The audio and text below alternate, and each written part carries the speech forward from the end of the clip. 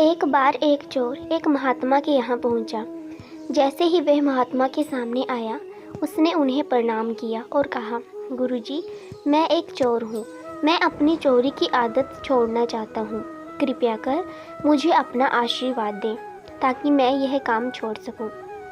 चोर की बातें सुन महात्मा ने शीघ्र ही जवाब दिया, अगर तुम चोरी की आदत नहीं छोड़ सकते हो तो एक काम अवश्य करो। चोरी करने के तुरंत बाद अपने गुनाहों को उन लोगों के सामने स्वीकार कर लो जिनके यहाँ तुम चोरी कर रहे हो या फिर जिनके यहाँ तुम चोरी करने के इरादे से गए हो। पहले तुम उन्हें बता दो। अगले दिन चोर एक घर में घुसा। जैसे ही वह वहाँ रखे आभूषणों को अपनी थैली में रखने लगा, उसे गुरु जी की कही बात याद आ गई। उसने मन में सोचा, अगर मैं चोरी करता हूँ और फिर घर के मालिक को बताता हूँ तो वे तुरंत ही मुझे पुलिस के हवाले कर देंगे।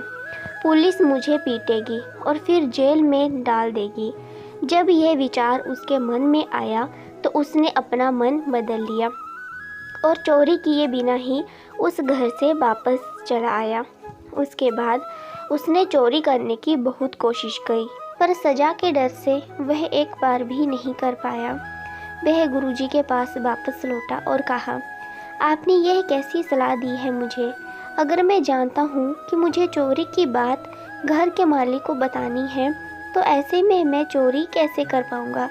गुरुजी ने जवाब दिया, मैंने तुम्हें यह सलाह इसलिए दी ताकि तुम चोरी करना छोड़ दो।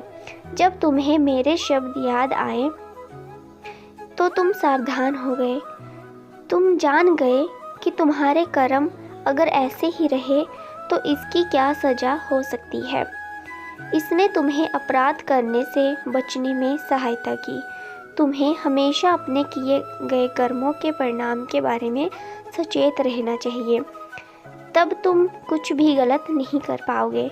ज़्यादातर लोग जागरूकता की कमी के कारण गलत कार्य करते हैं, इसलिए किसी भी कार्य को करने से पहले हमें उसके परिणाम के बारे में अवश्य सोच लेना चाहिए। Thank you.